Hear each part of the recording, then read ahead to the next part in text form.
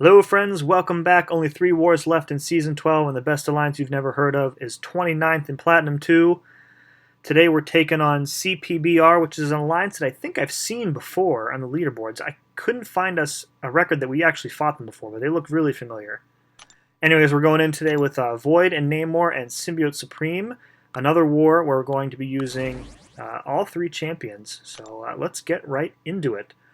Our first fight is a very curious placement. So this is a Hyperion, but he's on Tyranny, and Hyperion is marked as a hero, so he has no power gain whatsoever. And I really don't understand this placement at all. This person is running Suicides, which, I mean, it doesn't really matter. He's not throwing specials, so he's not going to be taking recoil damage. And you notice I'm keeping myself topped up from the long-distance relationship node, so it's really just a matter of parry, 5-hit combo, and back off, and I can recover all of the parry damage here. I don't understand this placement. So Hyperion is not a terrible defender. He can be of use on several other nodes throughout the war map, and it's not like this one was severely underpowered either. So, all right, so we're gonna do our Sim Supreme thing and throw off our S3, and then I think we were at 100 genetic potential already. And then we're just going to nuke him down with the bleeds here. Alright, yeah, so we have 100 genetic potential, and you see we're just stacking up the bleeds, and his health is just melting away. 12, 13, 14, 15 bleeds up, and we can basically just sit back and let ourselves be healed up, and we finish with a nice pretty yellow bar, as per usual. Pretty easy fight to start off with. We got 9 more fights to go, so buckle up. Alright, next up we have a Darkhawk, unduped, on Long Distance Relationship Special Lock 1. Going to go in with Void here. The key with Darkhawk is just making sure he wasn't a small champ. Key with Darkhawk is just to never knock him down. And this kind of lends itself to Void's playstyle because you can place the Intimidating Presence debuffs on your opponent without ever actually firing your Special 1. You can just let them be placed manually, or not manually, automatically. I'm going to be baiting the Special 1, just blocking it. You can see the laser blast from his chest has 4 hits to it. So if you kind of play it like you do with like a Cable or like an Agent Venom, where you kind of let the 4th blast push your decks back, and then you can go back in and punish. So 1, 2, 3 decks go back in. And we're staying topped off from the Special Lock 1, the Power Lock, and from the Weakness debuffs. Since we don't want to use our specials anyways, this is fine. And this way we can recover 100% of the block damage. And then I finish off with the special just to kill him before I take another blocked hit. So there we go, another yellow bar finish. Pretty easy fight. Moving on to my old nemesis, Annihilus. Now this is on the Long Distance Relationship Aegis heavy node. So my alliance mate already went in. He couldn't get him down. I realized that I had Sim Supreme, so I actually had a decent counter. So since we've removed the Cosmic Control Rod at the beginning of the fight with a stagger, we can safely parry stun him with 100% accuracy, and then just do a heavy. Or 3 actually, to remove all of the indestructibles. All right, so now his indestructibles are gone. So now the only thing I need to worry about is successfully dodging his Special 1. So that little like lunge forward actually has 2 hits to it, and maybe more than half the time I get caught by 1 or both of the hits. It's a little tricky because it looks so much like his heavy attack and like his medium. All 3 attacks really look similar, so it's tough to know which one he's doing. Alright, so we're going to launch him with our SP3, and he's pretty much gone at this point. Just nuke him down just like we did with Hyperion with the bleeds. Not able to recover as much health since we took that combo at the beginning, but that's okay. Annihilus is a tough defender, and I didn't want to lengthen the fight any more than I had to. Alright, no mini-boss action for us today in the middle, so we're moving up top. This is a 6-star Emma on Recovery and Vigor. She's unduped, so I have to keep telling myself that I can just dodge her special attacks normally. Our opponents are running dodge, speaking of dodge, so I have to do 4-hit combos and then back off, and just be wary of the power gain, like there, the evade power gain there. So You notice, since she's unduped, there's no inverted controls text to watch for when I'm baiting her special attack. So I basically just have to just dodge it like I normally would any other champion. So I'm so used to fighting Emma with reversed controls on her special attacks that it's actually a little bit more difficult fighting her unduped, just because it's you have to when she came into the contest, you kind of have to force yourself to change the way you play against her specifically, and you get so used to it, the muscle memory is kind of reversed now, and you have to just I almost have to like mentally tell myself when she has a bar of power, like dash back instead of dash forward. So that one I missed. I took a blocked hit, not a big deal. Just trying to get up some more petrifies. Actually, it looks like I have enough debuffs up now for her to be straight up heal blocked since the node is indomitable. So now we're really just waiting for the degen to knock her down. And I'm going to special intercept with the S2 here. Since she's being so nice and throwing all of her specials, I figured she would cooperate and get the power sting, and there we go. So I get some additional debuffs on her, and that was really just to shorten the fight. Since there's no way to reverse her healing on the Indomitable node, the only way that I can shorten the fight and increase damage is by placing additional types of debuffs on her. So using the S2 is a good way to accomplish that in fights where you are unable, for whatever reason, to reverse healing. I did mistime a special one there. So the concussion debuff, I will be healing a little bit of that back, and then I promptly take a couple hits. So, not ideal. And then going to try and do one more S2, I think, here. And that doesn't push her to over bar power, so now I have to go back in. And she's going to activate her power sting again. There we go. So I got another degen debuff on her. Down she goes. So a little bit of a sloppy fight, but happy to get out of there with a V, or with a W. V would be for victory. Alright, so we're actually going to heal up Void here. I wasn't boosted at this point yet. I am going to boost up now. So we've got double Domino. Double Domino. I saw this on my path when when the war started, and I'm just like, come on, guys. Like, more Dominoes, really? Fortunately, I think both of these players are running suicides, so it really does help, especially when I'm going to be using Void for both of them. I think this first Domino shrugs off the bleed, the second Domino does not, so you'll see what a difference it makes. I've said it multiple times before. If you're running suicides and I'm playing Void, I love to see it. And it's not just because of the recoil damage, which is helpful too, but that extra poison debuff that's up for the whole fight is just awesome. So, all right. So again, this is a dodge Domino. This is what is this? This is Recovery Buffet Indomitable. And you can see, already 15 seconds into the fight, and we've got the Petrify up, so we got lucky there. 2 Petrifies up, so she's already heal blocked, and she's got the poison debuff from her suicide, so the degen is just putting in a lot of work here. And I get even luckier there. She is, wanting to throw her special 2, which is perfect. I'm trying my 100% best not to get screwed by an evade counter like I typically do in fights against Domino. I successfully dodged the S1 because I was not unlucky. Go back in and punish. She's been heal blocked. We're just trying to get unique debuffs. We've got all 4 possible in the fight, except for the weakness. I should have just let her degen to death there instead of going back in, and I knew it as I was going back in. I'm like, she's gonna do the evade now and punish me rather than just degenning herself to death. So some unnecessary hits, and now I have to heal up again for this Domino.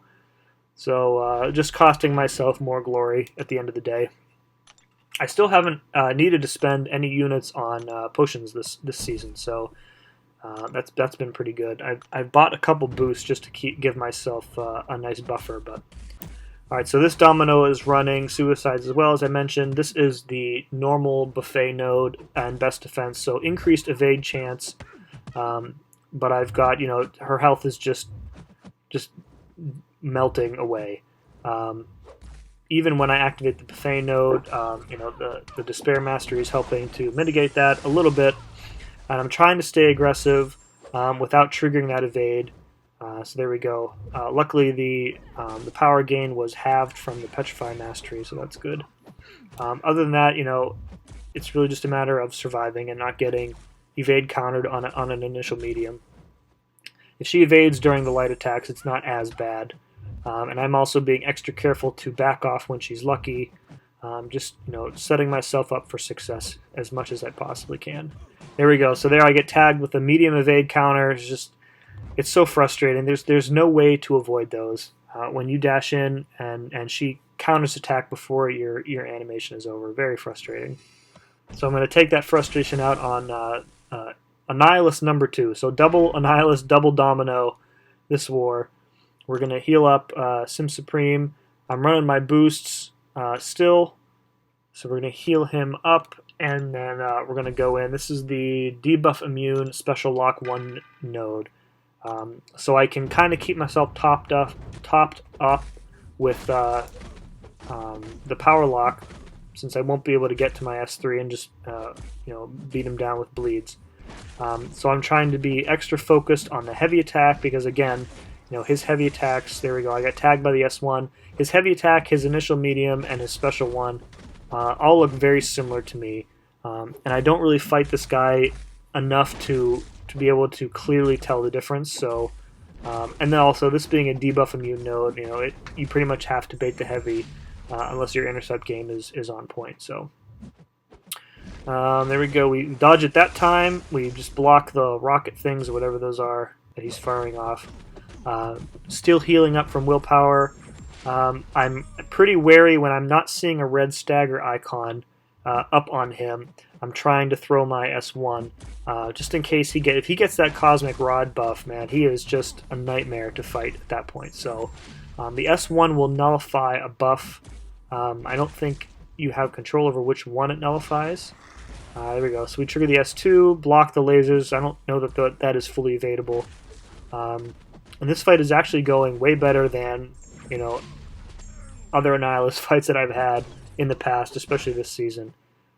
Miss a parry there, take a combo, but it's okay. The fight is over, and we successfully beat 2 Annihiluses without dying. So that's that's a pretty good war. Alrighty, up on Boss Island, we're going to clean up this thing here. This is the Dismay and debuff immune and chance to stun. Going to go in with Namor here. My alliance mate did most of the work here. I forget what he said happened. I think he got backed into the corner and got tagged and it was over. So I don't even think we're going to get to our special 3 with Namor in this fight because Thing had so little health left.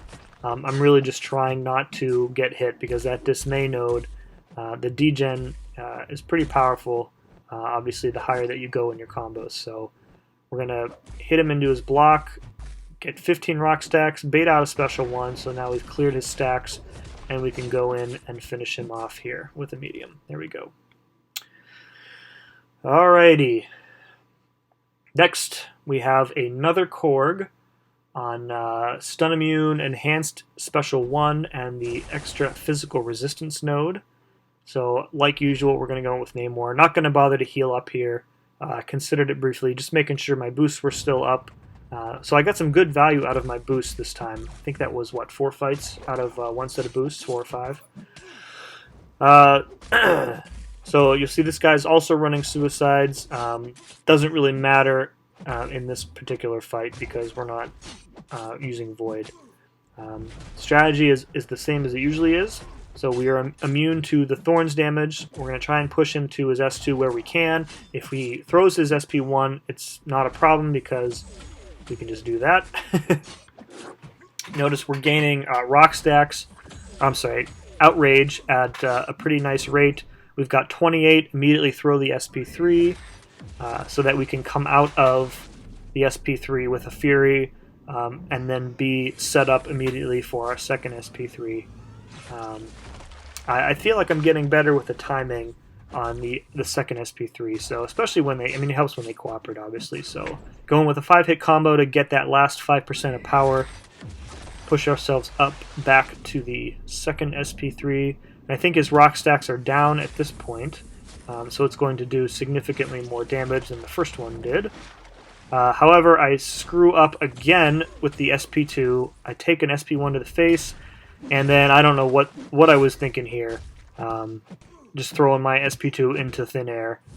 Thankfully, he didn't punish me, but then I tried to counterattack and he parried me, so I lost a good chunk of my health. I don't think I'll need Namor for any other fight, so just trying to get out of here with a W. Dodge that S1, go back in. He's got 10 crowd excitement or whatever the heck that charge is, so I can't hit into his block at all, and I have to be careful about dexing him as well, otherwise he's going to go unblockable and unstoppable just like he did there. But he's just about dead, and down he goes. So again, a little bit of a sloppier fight than I'm used to with Korg, but we get out there with full attack bonus, so I'm pretty happy. All right, last fight. This is a short one because I'm going to get completely destroyed by this Captain Marvel. So at this point in the war, our victory was completely assured. It was actually assured the previous night. Our opponents, I'm guessing, were locked into whatever Platinum 3 they're sitting in. So they skipped like most of our paths on our defense, which pretty much guaranteed us the war as long as we cleared the boss. So I didn't boost up. This was the following morning, this morning, I guess. The unblockable S2 got me with the stun. I panicked and tried to block the beams. She gets me in the corner. I get parried, and that's all she wrote. So somebody else came in and cleaned up that fight for me. I also had another death against the Domino boss with Void. He did some good work for me, put in like 50% of her health. And then with a couple seconds left, I ended up dying just from critical failure. Didn't take a hit. But that's really my own fault because I didn't heal up beforehand. I didn't want to use any more items. So, all right, as you can see, we did take home the victory here. Since our opponents were nice enough to leave up like a third of our defense, we brought a ton of extra points up. And we were back into Tier 2 as of this fight, so that's a ton of extra points with the 7.0 multiplier. So since we have a realistic shot at Platinum 2 this season, I don't think we're going to take a break the last two wars. I think we're going to push on. Maybe we have an outside chance at Platinum 1. I wouldn't think so, but you never know. We would have to probably get two big W's in the last two wars to make that. So yeah, so that's about it. If you like my stuff, please feel free to like the video and subscribe. And as always, we'll see you again next time. Thanks for watching.